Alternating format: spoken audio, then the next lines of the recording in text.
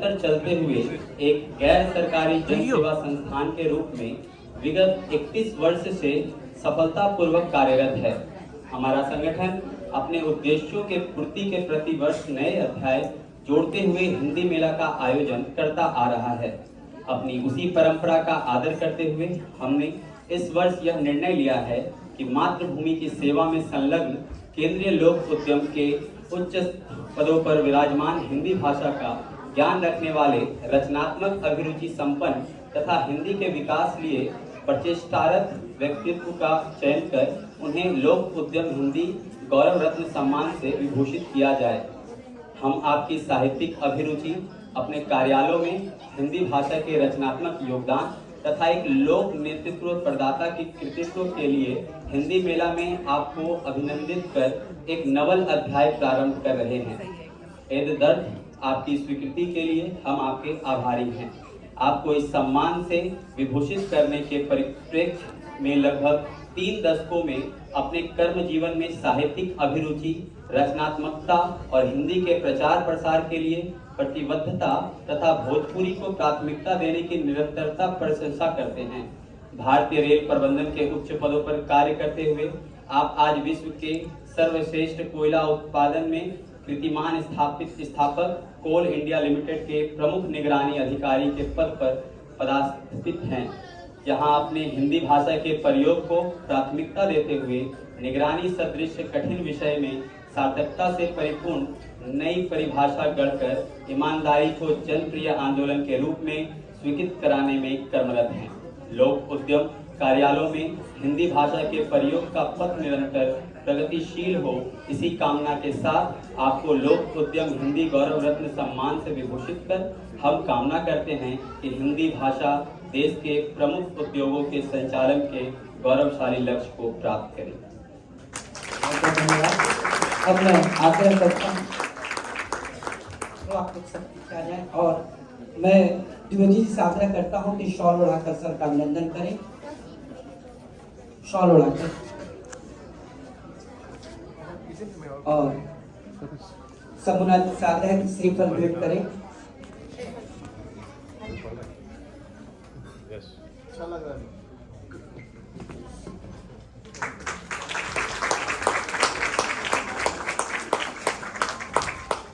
और मैं आशीष जी से आग्रह करता हूं कि स्मृति चिन्ह भेंट कर उनको सम्मानित करें। वो लोक उद्यम हिंदी गौरव रत्न सम्मान 2025-26।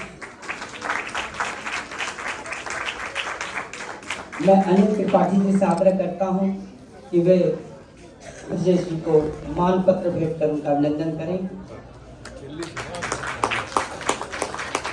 महेश आलोक, वरिष्ठ कवि महेश आलोक जी से आग्रह है कि वे साहित्यिक कैलेंडर भेंट कर उनका अभिनंदन करें।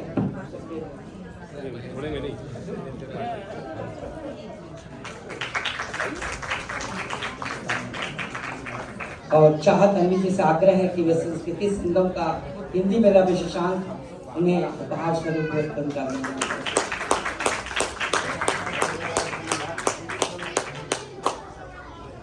बहुत बहुत धन्यवाद। अब सर से मैं 2 शब्द के लिए उन्हें आमंत्रित करता हूं। दिवाय और 2 शब्द रखे। सर, आपका हार्दिक स्वागत है।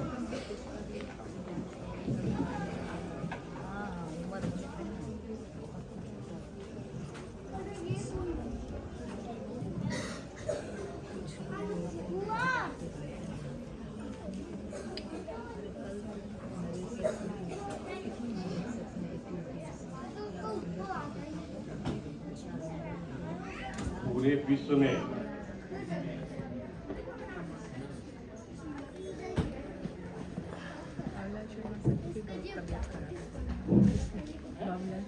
विश्व में तीसरे नंबर पे सबसे ज्यादा बोले जाने वाली भाषा हिंदी। हमारे देश के पूरे 140 करोड़ लोगों को एक सूत्र में बात करने वाली भाषा हिंदी। मोर देन 50%, 50% से ज्यादा भारतवासियों की मातृभाषा हिंदी। इसके सम्मान में पूरे 7 दिन तक जिस तरह से हमारा सांस्कृतिक पुनर्निर्माण मिशन और भारतीय भाषा परिषद पूरे 7 दिन का न्यू के अवसर पे एक हिंदी मेला का आयोजन किया। वास्तव में ये पूरे विश्व को एक नया संदेश देने जा रहा है। ऐसे मौका पर मुझे सम्मानित करने के लिए एक अलग तरह का पुरस्कार का खोज करके, मेहनत करके, आविष्कार करके ये संस्था एक इस साल से अलग तरह का पुरस्कार दे रहा है। लोक उद्यम हिंदी गौरव रत्न, लोक उद्यम हिंदी गौरव रत्न सम्मान, ये संस्था का इस तरह का ये सम्मान देना, जो लोग कामकाजी हैं, जो काम करते हुए, राष्ट्र की सेवा करते हुए, साहित्य के प्रति, हिंदी के प्रति जो अपना सेवा कर रहे हैं, उनको अलग तरह से इनविटेशन मिल रहा है कि आप काम करते रहिए, निडर होकर काम करते रहिए, माँ भारती का, हिंदी भाषा का आप प्रचार प्रसार करते रहिए, डरिए नहीं, संकोच मत कीजिए। सचमुच मैं अपने मातृभाषा हिंदी को एक यंत्र की तरह प्रयोग किया है अपने काम का। कभी हमको गुस्सा आता है तो मैं हिंदी में ही अच्छा से अपना गुस्सा को व्यक्त कर पाता हूँ। हंसी हो, समझाने की बात हो तो मैं अपनी मातृभाषा में अच्छा से समझा पाता हूँ। जब जैसी जरूरत पड़ती है, अपने उच्च पद पर होने के बाद यदि कोई ऐसा संदेश जिसमें इंग्लिश के बिना काम नहीं चलने वाला, वहाँ हम अंग्रेजी का भी बखूबी प्रयोग करते हैं। इस तरह का संस्कार हमारे मम्मी पापा हमको दिए हैं। मैं हिंदी को माँ मानता हूँ, मैं अपनी कंपनी को माँ मानता हूँ। भारत हमारी माँ है, हिंदी हमारी माँ है। मैं माँ के बारे में बोलता हूँ, माँ के बारे में बोलता हूँ। माँ तुम हो तो बसंत है, माँ तुम हो तो बसंत है, वरना बस अंत है, वरना बस अंत है। जिस तरह से इस मेले में कविता हो, साहित्य हो, गद्य हो, पद्य हो, छोटे छोटे बच्चे हो, महिलाएं हो, जिस तरह से पूरे मेले में आप लोगों ने सहयोग किया है और जिस तरह से प्लेटफॉर्म आपने दिया, सचमुच इस तरह का पुरस्कार से मेरी जिम्मेदारी और बढ़ जाती है। मैं जब अपनी जिम्मेदारियों की बात करता हूँ और इस तरह का सम्मान मिलना, मैं इस मौके का, इस प्लेटफॉर्म का प्रयोग करके मैं इस सम्मान को अपने मम्मी पापा को समर्पित करना चाहता हूँ।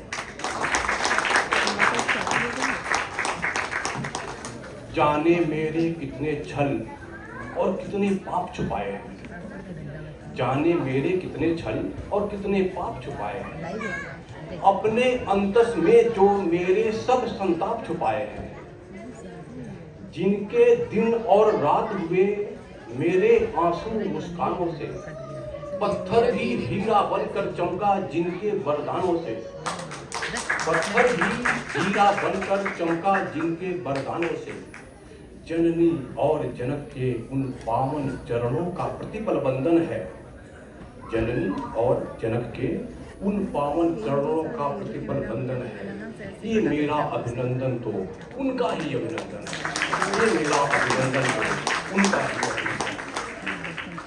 ये मैं इस मिशन को, इस संस्था को मैं धन्यवाद देना चाहता हूँ कि आपने इस तरह से खोज करके और ऐसे लोगों पर मैसेज दिलाने की कोशिश किया जो टॉप पोस्ट पर हैं, उच्च पदों पर हैं। मैंने पाया है, मेरी माँ साड़ी पहनती है, मैं गरीब घर का हूँ और यदि ऊंचे पद पर चला गया तो कि मैं अपनी माँ को भूल जाऊंगा, मैं संकोच करूंगा? ऐसा कदापि नहीं होना चाहिए, न होना होता है। मैंने पाया है कि जो उच्च पद पर पहुंच गए हैं वो हिंदी बोलने में संकोच करते हैं। ऐसे मैंने सुना कि बोल रहा है कि मुझको हिंदी नहीं आती। जो आदमी इस शब्द को बोला, मैंने उसको कभी और हिंदी के अलावा बोलते हुए सुना भी नहीं। केवल मंच पर जब वो आते हैं महोदय तो अंग्रेजी में बोलते हैं, बाकी हमेशा हिंदी बोलते हैं। और जब मंच पर आते हैं तो बोलते हैं कि मुझको हिंदी नहीं आती। मैं आप सबको रिक्वेस्ट करना चाहता हूँ, ये धारणा हमको अपने अंदर नहीं रखना है। हर भाषा को सम्मान करना है, चाहे अपनी भाषा हो चाहे किसी और की भाषा हो। मैं ऑफिस में यदि किसी बंगाली हमारा कोई स्टाफ ऑफिसर कोई है, उसको बोलना होता है तो बोलता है कि बोलिए बोलिए हमें बंगला बुझे। मैं उनको सपोर्ट करता हूँ। और मैं खुशी की बात ये है कि मैं अपने कंपनी में रेलवे हो चाहे कोल इंडिया हो, मैं टॉप पोस्ट पे ये मैसेज देने में, संदेश देने में तक सफल रहा हूँ कि हिंदी में बोलने का संकोच हटा दिया जाए। हमारे सारे टॉप बॉसेस का आप संदेश सुनिएगा, मैसेज सुनिएगा, भाषण सुनिएगा, ज़्यादातर हिंदी में होता है। मैंने बताया कि ऐसी भाषा क्यों बोलेंगे जो हमारे मजदूर, हमारे माइन के ऑफिसर लोग, हमारे जो कर्मठ लोग हैं, चाहे रेलवे के हों, उनके कर्मचारी अधिकारी यदि हिंदी में समझ पाते हैं तो अच्छा से समझाइए, उनको कभी संकोच मत कीजिए। इस तरह का हर तरह का प्रयोग और इस तरह का जिस तरह से संस्था है, मैं आप सबको रिक्वेस्ट करना चाहता हूँ, इस तरह का दुविधा लोगों की जो मेंटालिटी है, जो लोगों का एटीट्यूड है, इससे टकराइए, इसको चेंज कीजिए कि हिंदी है तो हम आगे बढ़ेंगे। मैं 3-4 एग्जाम्पल आपको देना चाहता हूँ। विवेकानंद जी जब अमेरिका में गए तो उनसे किसी ने अंग्रेजी में पूछा हाउ आर यू, तो उन्होंने हिंदी में बताया कि मैं ठीक हूँ। फिर उसने हिंदी में पूछा आप कैसे हैं, तो इन्होंने इंग्लिश में बताया कि आई एम फाइन। वो अमेरिकन आश्चर्य पड़ गया कि अलग पागल है जी। पूछा ऐसा क्यों, मैं जब अंग्रेजी बोला था हिंदी बोल रहा है, जब हिंदी बोला था अंग्रेजी बोल रहा है, ऐसा क्यों? उन्होंने बताया, विवेकानंद जी ने उस अमेरिकन को बताया कि आपने अपनी भाषा को सम्मान करते हुए क्वेश्चन पूछा, तो मैं अपनी मातृभाषा का सम्मान करते हुए हिंदी में जवाब दिया। लेकिन जब आप मेरी मातृभाषा को सम्मान करते हुए आपने हिंदी में क्वेश्चन किया, तो मैं आपकी मातृभाषा को सम्मान करते हुए हमने सीखा है, हमने अपने पूर्वजों से सीखा है। एक 2021 में नीरज चोपड़ा, उनको टोक्यो ओलंपिक में गोल्ड मेडल मिला। उनसे किसी पत्रकार ने पूछा तो उन्होंने बताया कि हमसे आप हिंदी में पूछिए, मैं आपको हिंदी में जवाब दूंगा। लोगों ने पूछा क्यों? बोला हम ऐसे प्लेटफॉर्म पे, इंटरनेशनल प्लेटफॉर्म पे ऐसा संदेश देना चाहता हूँ कि मेरा देश के लोग, मेरे घर के लोग, मेरे गांव के लोग समझ सके। ऐसा भाषा बोलने से क्या फायदा में जब किसी को समझाए। माय डियर फ्रेंड्स, जब पुलवामा कांड हुआ था अप्रैल 2025 में, ऑनरेबल पीएम बिहार की धरती से स्पीच दे रहे थे। 22 अप्रैल को घटना होता है पुलवामा का। ऑनरेबल पीएम पटना से, बिहार की भूमि से कुछ दिन के बाद उन्होंने संदेश दिया। पूरा उनका भाषण हिंदी में था।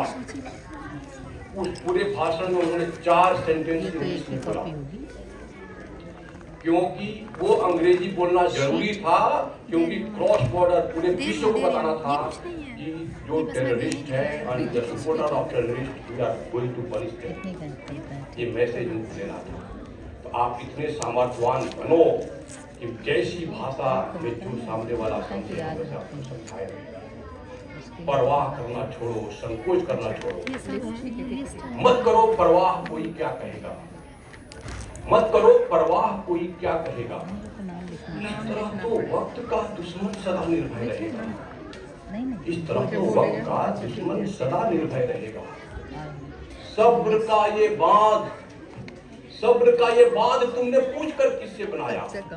वो कौन है, वो कौन है जिसने तुझे इतना सहन करना सिखाया? तोड़ दो ये बांध मेरे मातृभाषा हिंदी के संतान, तोड़ दो ये बांध, बहने दो नदी को, दाव पे खुद को लगाकर धन्य कर दो इस दाव पे खुद को लगाकर धन्य कर दो।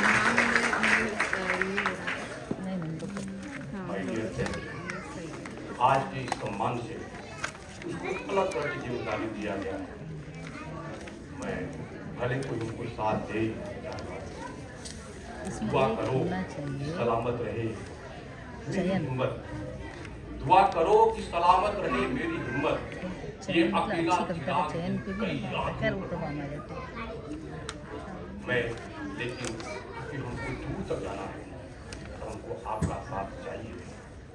आइए समय आई बेल है वहाँ बेल इस मिशन का जिस तरह से पता चलेगा है बेल सबका सहयोग है। हाँ तो मैं हाँ आपको जगाना चाहता हूं। किसी एक को बोलो टाइम देखना क्योंकि समय प्रबंधन पे नंबर है रिजल्ट है उसको बताइए।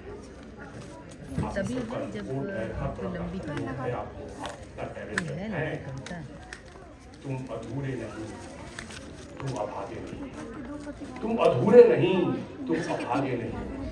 बात इतनी सी है, आप जागे नहीं, कोई नहीं बात इतनी सी है, विकास करता है नहीं है तो आप चलिए और हमको नया ऊंचाई तक पहुंचना है, बेचारी किताबों हमको फाड़ के विश्व गुरु बनना है। अपन किताब तो फाड़ बिना आपके सहयोग का हद कर दिया हम यार नहीं बन सकते। हर एक देशवासी हद छोड़ इस प्लेटफॉर्म से बंगाल के रौनक कुमार झा सबको अपील करना चाहता हूँ, साहिब कैसे मेरा करोगे साथ खाली दीजिए। चिंता करते थे माँ भारती के सपूत हवा हुआ हमें हिंदी बसंती को हवा ऐसा आगे बढ़ाना है जो एक सूत्र में सबको बांध के रख रही है, इसलिए और ताकत बढ़े और हम सचमुच एक विकसित भारत का मिशन फिर से बनेगा सपना पूरा कर सकते हैं। बहुत बहुत धन्यवाद। पेड़ का दर्द